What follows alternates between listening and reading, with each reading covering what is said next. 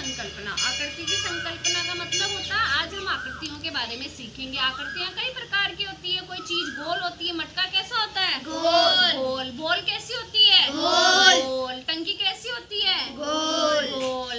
तो कई ऐसी आकृति हो, जैसे हमारा बेड है, वो कैसा होता है? रेक्टेंगल होता है ना, आयताकार होता है ना। वैसे बहुत सारी आकृतियां होती है। तो आज हम आकृतियों के बारे में सीखेंगे। सबसे पहले देखो, इधर देखो, ये क्या है? त्रिभुज। क्या है ये? त्रिभुज। त्रिभुज। क्या है ये? त्रिभुज। इसमें कितने कोण दिख रहे हैं? 3 दिख रहे हैं ना। ये क्या है? आयत। आयत को इंग्लिश में क्या बोलते हैं? रेक्टेंगल। रेक्टेंगल। ये क्या है? वर्ग। वर्ग को इंग्लिश में क्या बोलते हैं? स्क्वायर। वृत्त। वृत्त को इंग्लिश में क्या बोलते हैं? सर्किल। सर्किल। ये क्या है? तारा। तारे को इंग्लिश में क्या बोलते हैं? स्टार। स्टार। इसमें कितने कोण दिख रहे हैं? 3 इसमें कितने हैं? 4 इसमें कितने हैं? 4 और इसमें नहीं है ना। और स्टार हमें कहाँ दिखाई देता है?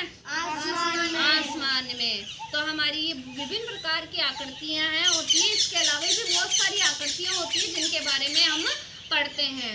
बुक्स के अंदर भी आकृतियों के बारे में दिया जाता है। तो आज हमने किस किस के बारे में सीखा? आकृतियों के बारे में सीखा।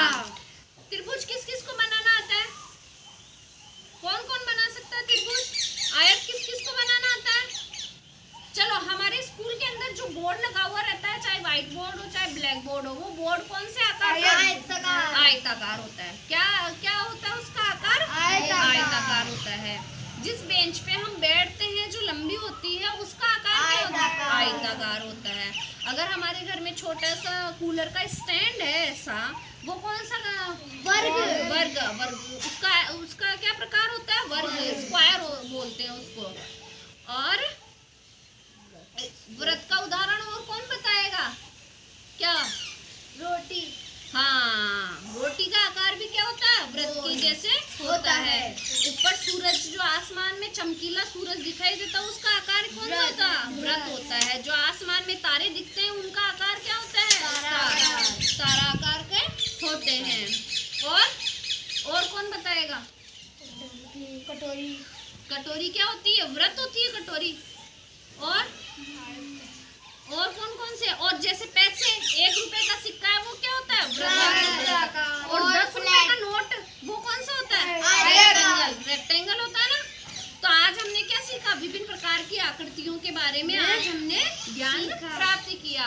और किस किस को समझ में आ गई आकृतियाँ? और कौन कौन बोल के बताएगा आकृतियों के नाम? बोलो फटाफट। त्रिभुज, आयत, वर्ग, आयताकार। हाँ, तो सबको समझ में आ गया? सबको समझ में आ गया? क्या आ गया समझ में? चल बताओ, कौन कौन सी आकृति पढ़ी आज हमने? ठीक है, सबको समझ में आ गया? यस।